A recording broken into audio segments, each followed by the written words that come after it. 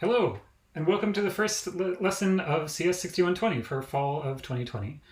I am super excited for the semester, and I'm excited to get our hands dirty with a bunch of gnarly compiler implementation stuff. To get things started, I wanted to have a brief conversation, an asynchronous discussion, about why we bother studying compilers. And I think that it's really easy to get the impression that the reason for studying compilers, for doing research on compilers and for building compilers, is to make programs go faster. That's what your compiler does. It sort of takes, that's what we can sort of see most visibly in how compilers get better over time. That is that you take the same code, you compile it with a better compiler, and it generates faster code. And this is indeed one of the big classic areas within compilers. Compiler optimization is a big important topic that we're going to be spending lots of time on in this class. However, I wanted to emphasize that just making programs go faster is just one tiny thing that we do within research and compilers. And that this class is going to be about the much broader set of topics that you might call language implementation. That is, doing what it takes to take a programming language out of the theoretical realm of the human's mind and turn it into code that can actually execute one way or the other. And yes, it's important that code goes fast. It's important that it be efficient, but there's many, many other things that go into making a compiler that is like that are parts of implementing programming languages. So if you can, right now I'd like you to pause this lecture and think a little bit more about what goes into the implementation of a programming language other than just compiler optimizations. And if you say parsing, you are immediately kicked out of this class. That's just a joke. But this class is not going to be about parsing programs. That is a part of lots of compilers courses out there, but the course is going to be about the sort of the deeper topics of the semantics of programs. So not just thinking about the syntax, but how we implement the kind of the meat of what programs actually mean. So you can pause this video here and answer this question in the discussion topic associated with this lesson. Did you know that lessons in 6120 this semester come with discussion topics? They do. Let me show you how to get there. The way you get there is you go to the 6120 website, and there's a tab up at the top called Lessons. So far, there's only one lesson, the one that you're watching right now. But for a given lesson, there's a discussion link, which takes you to a topic within our Zulip space. And this is where you can respond to things that are directly about this video or anything else within this lesson unit. I'd like you to respond now with just brainstorming what goes into the implementation of a programming language. To get things started, I have one idea, which is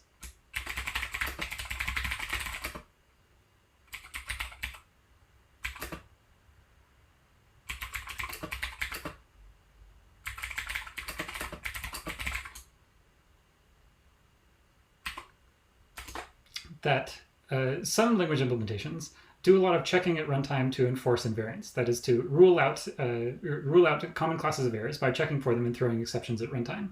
Dealing with all those exceptions is part of the implementation of a language. And it's something that we will consider as part of the broad topic of language implementation in this class. So think of one of these things, and please post it in the associated discussion thread. Thanks for all the great ideas that you've just posted to the Zulip topic. I wanted to spend a little bit more time thinking about the optimization question. Associated with every lesson in 6120 is some optional reading that you can do ahead of time. You probably didn't do this reading because it's the first day of class, and I didn't even tell you to look for reading to do it associated with every lesson, but we can look over a little bit now. It's just a really small paper that I think you might get a kick out of. So on the page for a given lesson, there are some links at the top to optional reading, like indicated by this little book icon. So if you follow this link to Probsting's law, you can find a short article written about a law of computing that is essentially a little bit of a joke. In particular, if you've heard of Moore's law, you've probably heard of Moore's law. It's a subject of great cliche and great renown at this moment. And Moore's law says that, roughly speaking, every 18 months or so, the performance of computer hardware roughly doubles. And this, of course, was true during the heyday that ended around 2005 or so, when scaling and transistor density really did translate into performance. Probsting's law is a joke about the significance of compilers research that says the performance of the resulting code performance of optimizing compilers doubles every 18 years. So it's kind of a joke to put in perspective, like what like the relative magnitude of the impacts of the people who work on making transistors small and smaller versus the people who work on making compilers better and better. I think that it was originally given that name by a guy named Todd Probsting as a joke, and like he wasn't actually expecting this to be borne out in reality. But I encourage you to give this paper a read. It's just a short read by someone who like sort of went back and said, well, it was kind of a joke, but is it actually true?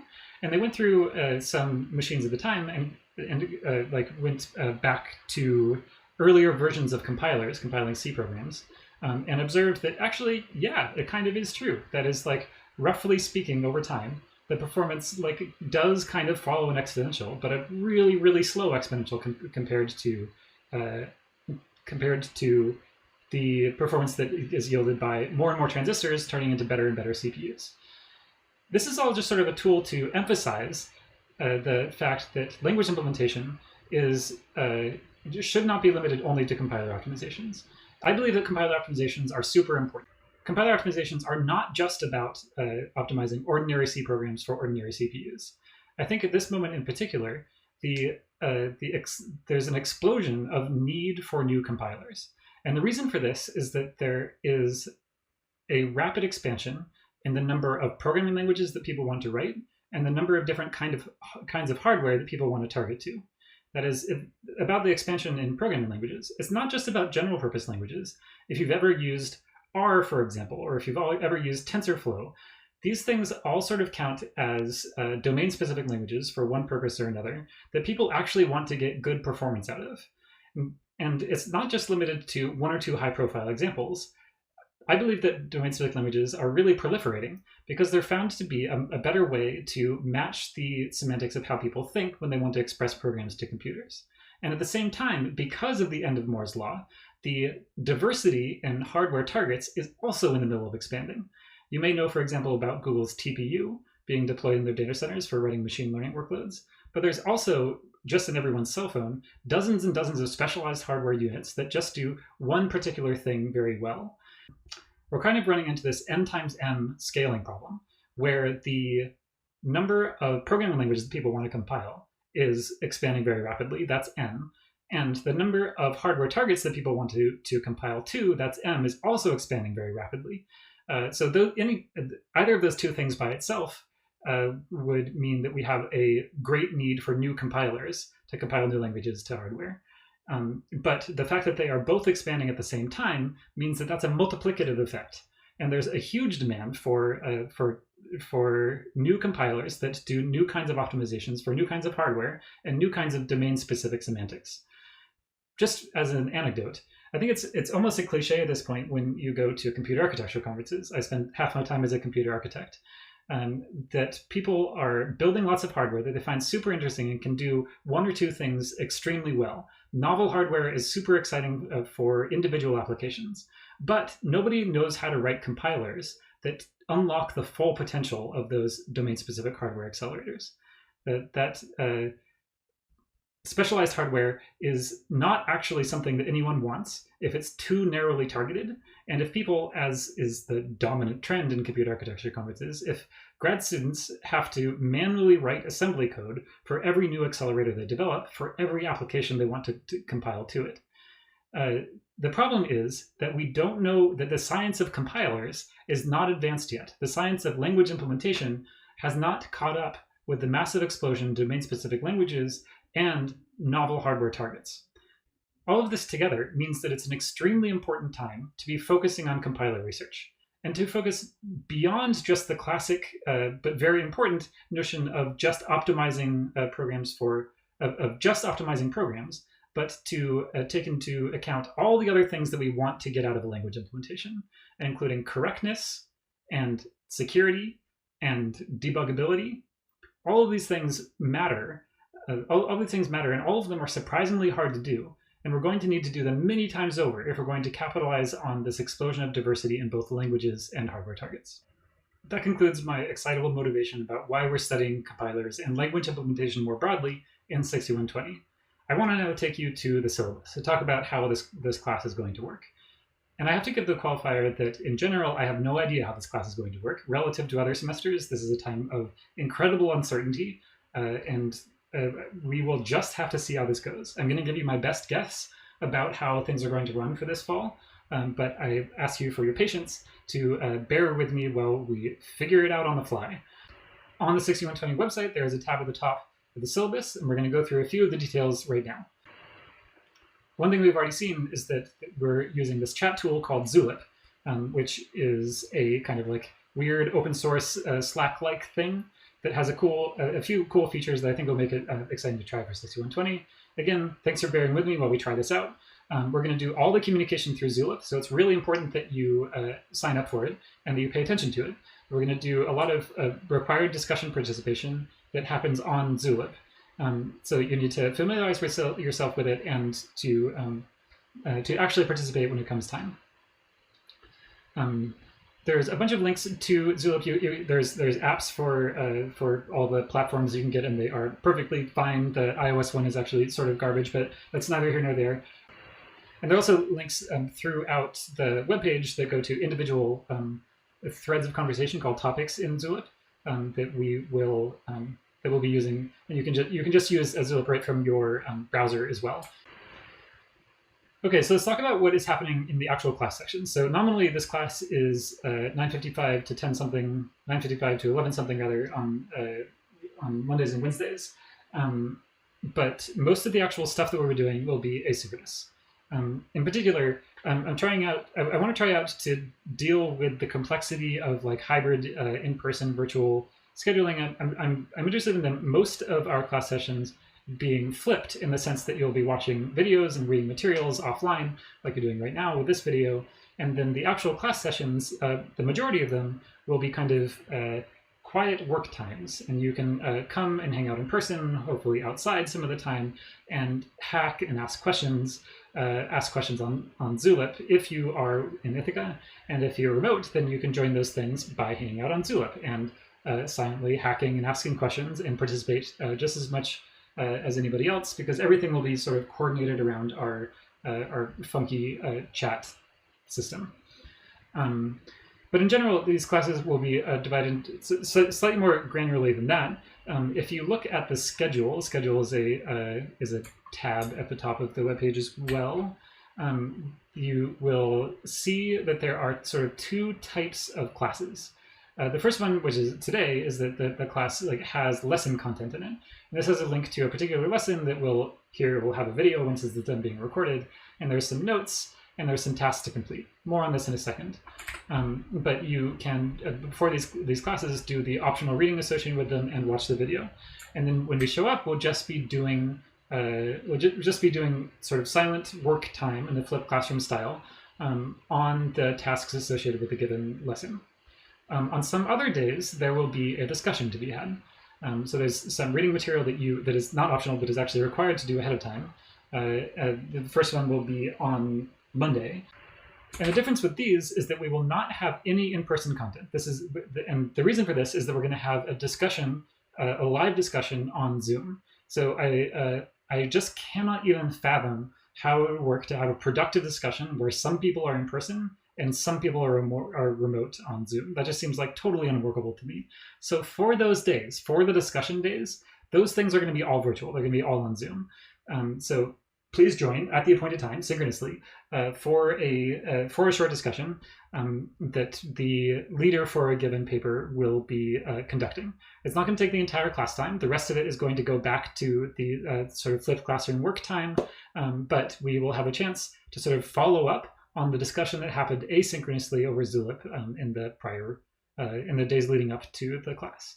So just to summarize, when you are participating in this class, it's important that you go to the schedule every so often and look at the upcoming days and see whether they are discussion days, in which case we're going to actually have a discussion and you have homework to do beforehand.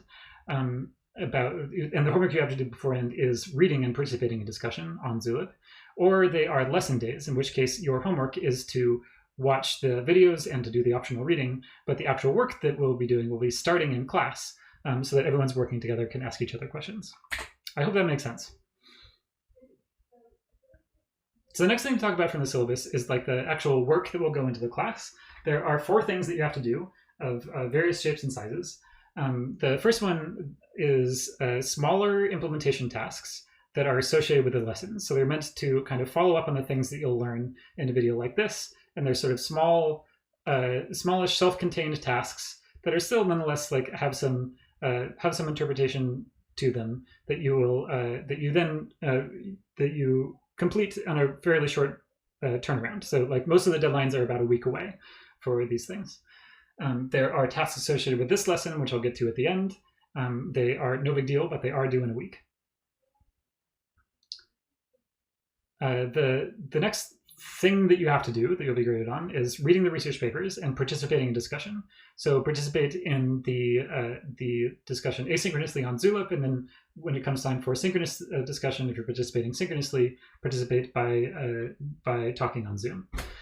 For one paper, I think for the entire semester, you will be leading that discussion. So your job is to read the paper ahead of time and to lead the discussion by doing the following things: writing a blog post, which can come with an optional video if you want, leading the online discussion on Zulip ahead of time. That means coming up with discussion questions and getting people to actually answer them and engage.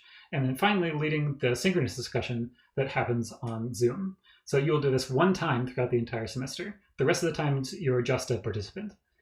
Then finally, there is a course project. So at the end, in addition, this is totally separate from the sort of smaller implementation tasks. The course project is a kind of entirely open-ended, kind of do whatever you want that's related to compilers thing. And there's details about that later. Okay, so number one, let's talk a little bit more about these implementation tasks. The tasks for lesson 1 are fairly straightforward. There are 4 of them. They are not complicated. They're just meant to get you familiar with things and to get you to do a couple of like kind of class warm-up things.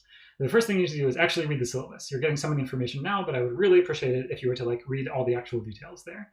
The second is to sign up for Zulip and to introduce yourself. So this links to the introductions topic on Zulip that you can follow it right there and just write a couple of sentences about yourself. You can see my prompt at the top. The next thing you need to do is pick a paper from the class schedule that you will lead the discussion of. So if you follow this to the schedule, you'll see that there are lots of papers that say TK next to them. So for a given day, someone is supposed to be leading this, but we don't know who. If you go to this link, you'll be led to the GitHub repository for this course. I didn't mention before, but this course is entirely open source. Everything is on GitHub that you can possibly imagine. This is the repository on GitHub. This is my username, and this is the repository. And everything that runs the website, which is everything that runs the course, is open source in this repository. So that includes this funky file that lists everything we're going to be doing in every day, on every class day. So, for example, this is a class day where we'll be reading a paper by Lopez et al. About automatically verifying a domain-specific language for specifying people optimizations. It's a really sweet paper, so somebody needs to lead this. Your job is to open a pull request to put your name in right here.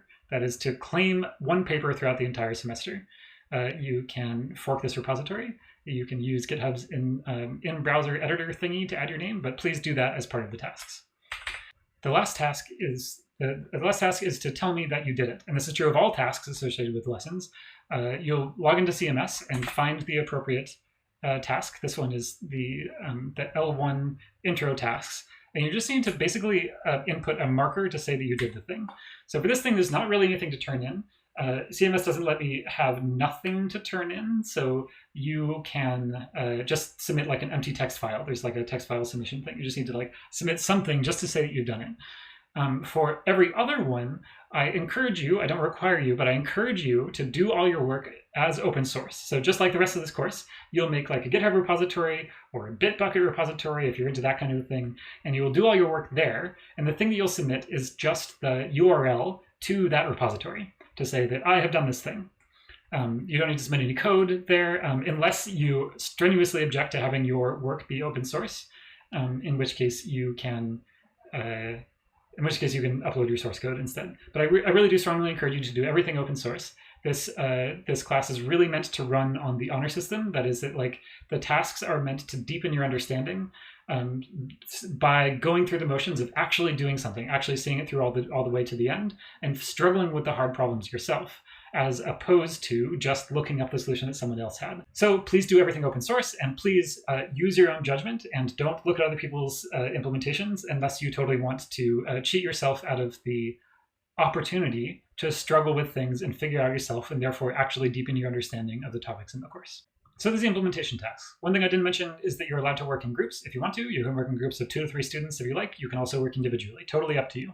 CMS will let you form groups if you want. The next ingredient is this discussion stuff. So as I've said many times before, for the discussion classes, ahead of time you need to read the paper and you need to participate in the Zulip discussion. Where does the Zulip discussion come from? That comes from the discussion leader. For the first discussion, that's going to be me, so you can see how this goes. The things that you need to do include writing a blog post. I have advice here about what exactly needs to go into a blog post that gives sort of your critical reaction to what's going on in the paper. This is not meant to be just a summary. This is meant to be your opinion about what's going on in the paper.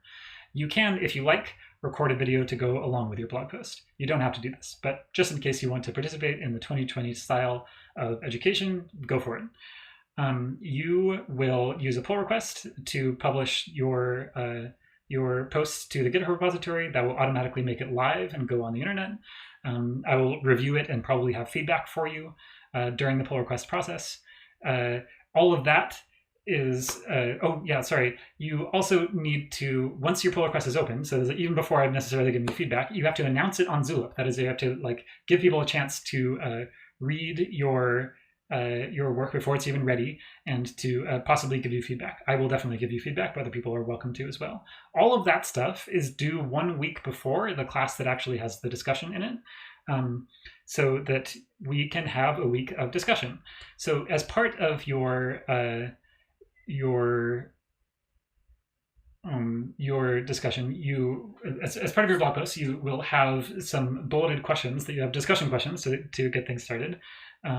And you will post those into the Zulip thread where you announce your pull requests in your brand new blog post, and you'll get people to engage on those questions. Everybody else is required to participate in that discussion. That is, they're required to read the paper and say something, who cares, something in response to it, possibly in response to your discussion questions that you came up with. Then finally, on the actual day of the discussion on Zoom, and again, this is one that does not happen at all in person, it is only on Zoom, you will moderate the discussion on that thing. Don't prepare a presentation. That is, don't go through a bunch of slides. You can have a visual aid if you want, just to sort of organize the discussion. But the point is, you don't need to summarize stuff for people that will already have read it. You just need to be doing the kind of the live version of what you did for your blog post. That is, giving your reaction to it, giving trying to bring a critical lens to the paper that you brought, and to get everyone to participate. It is your job to get everybody to speak up and to participate as equitably as possible. Okay, so those are discussions, both participating in and leaving. So the final thing is a project. I'm not going to go into a lot of details. You can learn about the project online. It's going to be a totally standard course project that is open-ended. You can do whatever you want that is related to compilers. You can build on the implementation tasks you did during the semester, do something totally different, do something connected to your research, whatever. You can see the details here. Deadlines you can find on the schedule as well. There is going to be a blog post at the end of the project. So for all of this stuff, we're going to be using a grading system that we started using last year with the first offering of 6120, which is the Michelin star system. That is, if you do a really excellent job that is astonishing in its breadth and depth, you get a Michelin star. It's meant to recall that even a single Michelin star in the Michelin Guide is a remarkable achievement. So if you do a remarkable job and you turn in something that you're proud of, you get a Michelin star for that assignment. It is possible to earn multiple Michelin stars by being truly exceptional. It's possible to get not a star if your work is merely okay. And that's fine too. You can turn in merely acceptable work from time to time. That's cool. Doesn't who really cares about grades? The Michelin stars will turn into the final course grades. If you consistently get a Michelin star, that means an A. If you consistently miss Michelin stars, then that will slowly reduce the grade that you get. The Michelin star system is meant to get us out of the business of grubbing about individual points and scores, which I think is wholly inappropriate for this open source hacking oriented class that we're going to do for 6120. And instead, meant to focus on what really matters, which is doing a great job and being proud yourself of what you turn in. A final few note on a few policies. So the first thing is that this is a class for PhD students. If you are not a PhD student, it is still possible to take this course, but you need to have special permission to do it. I gave you the directions here. You just send me a short application that answers 2 questions. So undergrads who are suitably motivated can still take this course. There are some policies here about academic integrity. I think that you will find them completely unsurprising. The things that you turn in, that is like the stuff that you represent as your work, has to be actually your work. You are, in this class, it's meant to be open source, and the world is open to you to figure out how to do the stuff. You just have to actually do the work yourself. If any of this enters a gray area, just contact me and we will resolve it. I care deeply about respect within the bounds of this classroom, even though it's, for the most part, not even really a classroom. It is super important that everyone participating in the class, because it's meant to be discussion-oriented, be as respectful of each other as possible. This means being careful about your language, for example.